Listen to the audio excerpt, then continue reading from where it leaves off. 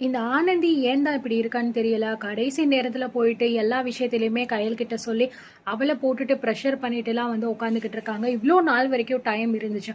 அப்போல்லாம் அவங்களால எதுவுமே வந்து சொல்லவே முடியல. எவ்வளவோ தடவை வந்து எல்லாருமே கேட்டாங்க, உனக்கு இந்த கல்யாணத்துல விருப்பம் தானா அப்படி இப்படின்னு சொல்லிட்டு என்னென்னமோ வந்து கேட்டாங்க. அப்போல்லாம் பாத்தீங்கன்னா இந்த ஆனந்தி வாயவே வந்து திறக்கல. அப்படியே வாயை மூடிட்டு அமுக்காணி மாதிரி இருந்துகிட்டு இப்போ கடைசி நேரத்துல எல்லாமே முடிஞ்சிச்சு. ஆல்மோஸ்ட் கல்யாணத்துக்கு வெறும் 2 நாள் தான் இருக்கு அப்படிங்கிற அந்த நிலைமையில போயிட்டு எல்லா உண்மையுமே நம்ம சொல்லிடுவோம், இதுக்கு மேல நம்மளால பொறுமையா இருக்க முடியாது அப்படிங்கிற மாதிரி எல்லாம் வந்து நினைச்சுக்கிட்டு இருக்காங்க. உண்மையிலேயே வந்து இந்த கல்யாணம் எந்த அளவுக்கு நடக்க போகுது, காமாட்சி நினைக்கிற மாதிரியோ தர்மலிங்கம் நினைக்கிற மாதிரி இந்த கல்யாணம் நடக்க போகுதா, இல்ல கடைசியில வந்து ஆனந்திக்கு வந்து அவன் நினைச்ச மாதிரி பாலு கூட தான் கல்யாணம் நடக்க போகுதா அப்படிங்கறத நீங்க என்ன நினைக்கிறீங்க அப்படிங்கறத கமெண்ட்ல வந்து சொல்லுங்க. ஏன்னா இது ரொம்ப பெரிய ஒரு பிரச்சனையா தான் வந்து மாறப்போகுது.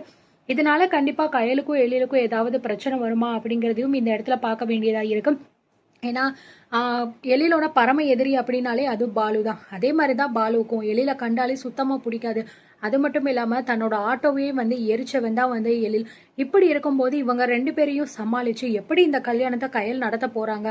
ஒரு பக்கம் காமாட்சி கண்டிப்பா ஒத்துக்க மாட்டாங்க, இன்னொரு பக்கம் மூர்த்தி அதை விட. ஏன்னா பாலுவோட அண்ணன் குடும்பம் தான் வந்து பாத்தீங்கன்னா கொஞ்சம் கூட வந்து சுத்தமா வந்து பிடிக்காத ஒரு குடும்பமா தான் வந்து மூர்த்தி வந்து பாத்துக்கிட்டு இருக்காரு. ஏன்னா அவங்க கல்யாணம் பண்ண புதுசுல வந்து நிறைய அவமானங்கள் எல்லாம் படுத்தினாங்க அப்படிங்கிற மாதிரி நினைச்சு இந்த மாதிரி ஒரு பிளான்லாம் வந்து பண்ணி தான் வந்து பண்ணியிருக்காங்க. இப்படி இருக்கும்போது எந்த தைரியத்துல வந்து பாலுவோட அண்ணன் நான் போயிட்டு அவங்க கிட்ட பேசி எப்படியாவது இந்த கல்யாணத்தை நான் நடத்தி வச்சே தீருவேன், என் தம்பி பாலு எந்த விதத்திலயுமே வந்து கவலைப்படக்கூடாது, அவன் எப்பயுமே சந்தோஷமா தான் இருக்கணும் அப்படிங்கிற மாதிரி நினைச்சு பாத்தீங்க அப்படின்னா அவங்க அண்ணன் வந்து ஒரு முடிவு எடுக்கிறாங்க. ஆனா நிச்சயமா இதுக்கு பின்னாடி வந்து நிறைய பிரச்சனை வந்து வரப்போகுது. அதுவும் முக்கியமா தர்மலிங்கம் ஏற்கனவே இந்த கல்யாணம் இந்த நிச்சயதார்த்தம் நடக்கும் போதே வந்து ஆனந்தி வேண்டாம் வேண்டாம்னு அவ்வளவு தூரம் வந்து சொன்னா அது எல்லாத்தையுமே வந்து தாண்டி அப்பவே தர்மலிங்கம் சொன்னாரு, இந்த கல்யாணம் மட்டும் நடக்காம போயிருச்சு அப்படின்னா அதுக்கப்புறம் உங்க குடும்பத்து கூட நான் உறவே வச்சுக்க மாட்டேன் அப்படிங்கிற மாதிரி சொல்லியிருக்காரு. அப்படி இருக்கும்போது எல்லாமே முடிஞ்சு ஒரு வழியா சந்தோஷமா இந்த கல்யாணம் நடக்க போகுது அப்படிங்கிற இந்த ஒரு ஸ்டேஜ்ல இப்படி ஒரு பெரிய விஷயம் வந்து தெரிய வந்துச்சு அப்படின்னா தர்மலிங்கம் நிச்சயமா வந்து பாத்தீங்கன்னா தன்னோட உறவை வந்து முறிச்சுக்கிறேன் அப்படின்னு சொல்லிட்டு தான் வந்து போறாரு. இல்லைன்னா அந்த பையனை மறந்துட்டு இந்த பையனை கல்யாணம் பண்ணிக்கோ அப்படிங்கிற மாதிரி தான் வந்து சொல்ல போறாரு. கூடவே வடிவு இருக்கா, அவ இருந்தாலே போதுமே, ஒண்ணுக்கு நாளா வந்து ஏத்தி விடுறதுக்கு என்னென்ன பிளான் பண்ணணுமோ எல்லாத்தையுமே பக்காவா வந்து பண்ணுவா. அந்த பிளான்லாம் வந்து தாராளமா அவ பண்ணி வச்சிருவா. அதனால அதுல அவ கையில நம்ம வந்து விட்டுறலாம், சரிங்களா? சரி, இந்த பக்கம் பாத்தீங்கன்னா ஷாலினியும் பாத்தீங்கன்னா வாயை மூடிட்டு இருந்தா, எதுக்கு எடுத்தாலும் 2 பேருமே சேர்ந்து சேர்ந்து குசு குசுன்னு பேசிட்டு இப்போ கடைசியில பாத்தீங்க அப்படின்னா எதுவுமே வந்து சொல்லாத மாதிரியே தான் இருக்கா. இந்த நேரத்துல நலுங்கு வைக்கிற ஃபங்க்ஷன்ல வந்து எழில் கூட வந்து ஆனந்தி கிட்ட கேட்டாரு, ஏதாவது தயவு செஞ்சு மனசுல இருந்தா வந்து சொல்லிரு அப்படின்னு சொல்லிட்டு. அப்பயாவது பாத்தீங்கன்னா அந்த ஆனந்தி தான் மனசுல உள்ளதை தாராளமா வந்து டக்குன்னு வந்து சொல்லியிருக்கலாம்.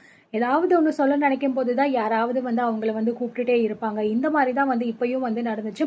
எழில் ரொம்பவே வந்து பக்குவமா தான் கேட்டாரு, நான் வந்து உன்னை ஆரம்பத்துல இருந்து பாத்துட்டு தான் இருக்கேன் ஆனந்தி, ஆனா உன் முகம் வந்து கொஞ்சம் கூட சரியில்லாம இருக்கு, உனக்கு இந்த கல்யாணத்துல விருப்பம் இருக்கா இல்லையா, இல்ல எல்லாருமே சொல்றாங்க அப்படிங்கறதுக்காக நீ சம்மதிச்சியா, தயவு செஞ்சு உன் மனசுல என்ன இருந்தாலும் நீ அதை ஓப்பனா சொல்லிடு, உனக்காக நானும் அக்கா கையிலும் இருக்கோம், உனக்காக நாங்க என்ன வேணாலும் வந்து செய்வோம் அப்படின்னு சொல்லிட்டு இந்த அளவுக்கு ரொம்ப பாசிட்டிவா வந்து எழில் வந்து பேசியிருக்காரு. அப்பயாவது ஆனந்தி வந்து வாயை திறந்து வந்து பேசியிருக்கணும். சரி நம்ம சொல்லிடலாம் அப்படிங்கிற மாதிரி நினைக்கும் போது உடனே பாத்தீங்கன்னா இந்த காமாட்சி வந்துட்டு, என்ன ஆனந்தி இன்னும் நீ ரெடி ஆகலையா, நலங்கு வைக்க நேரம் ஆயிருச்சு அப்படிங்கிற மாதிரி வந்து கூப்பிட்டுட்டாங்க.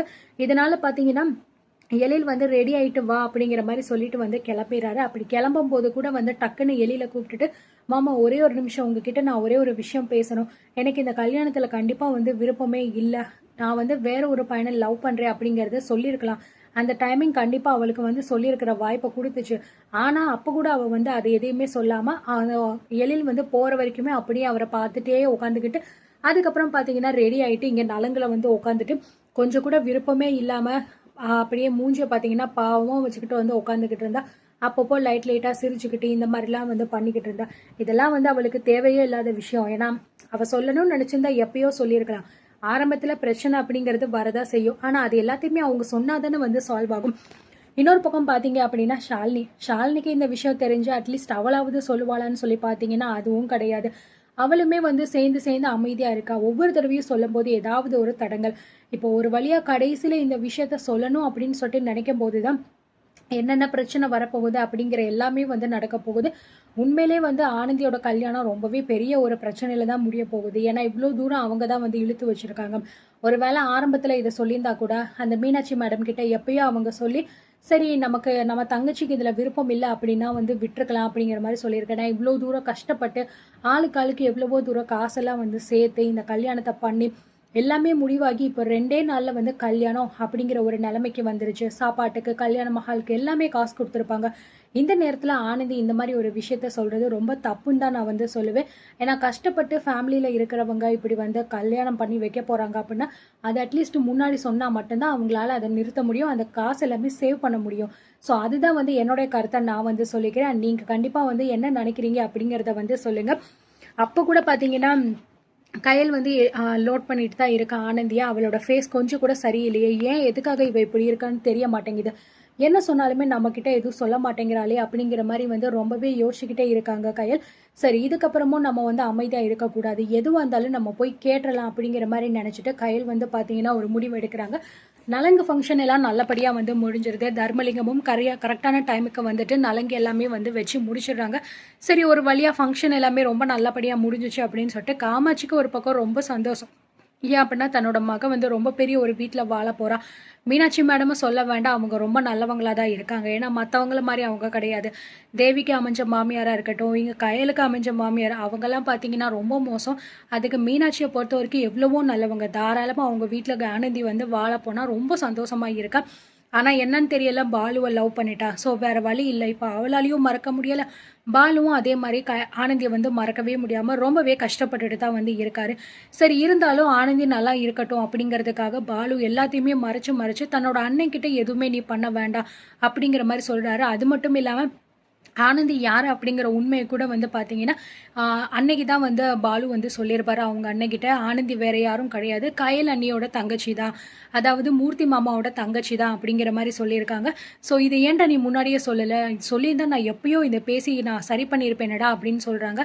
இப்போ நம்ம இந்த மாதிரி வந்து பேசுறது ரொம்ப தப்புன்னு, அப்படி நம்ம பேசுறதுனால நிச்சயமா அது தனா அக்காவோட வாழ்க்கைக்கு தான் பிரச்சனை அப்படிங்கிற மாதிரிலாம் வந்து சொல்கிறாரு. இருந்தாலும் அவங்க அண்ணனுக்கு எதையுமே வந்து கண்டுக்க முடியலை. பாலுவோட வாழ்க்கையை எப்படியாவது சரி பண்ணி ஆகணும் அப்படிங்கிற மாதிரி நான் பேசியே தீருவேண்டா, உனக்கு ஆனந்திக்கும் நான் கல்யாணம் பண்ணி கண்டிப்பா வைப்பேன்டா அப்படிங்கிற மாதிரி வந்து நினைச்சிட்டு அவருமே வந்து இருக்காரு. அவர் வந்து பேச ஆரம்பிச்சாலே நிச்சயமா மூர்த்திக்கு வந்து பிடிக்காது. ஏன்னா அவரை பார்த்தாலே மூர்த்திக்கு பிடிக்க மாட்டேங்குது. கண்டிப்பா அவர் வந்து அவர் சட்டையை பிடிச்சிட்டு சண்டை போட தான் வந்து போறாரு. அதையும் அடுத்தடுத்து நம்ம எபிசோட்ல பார்க்கத்தான் போறோம். அண்ட் இப்படி இருக்கும்போது இந்த பக்கம் கயல் பார்த்தீங்கன்னா ஆனந்தி ஷாலினி 2 பேரையுமே வந்து பார்த்தீங்கன்னா பார்க்குறாங்க.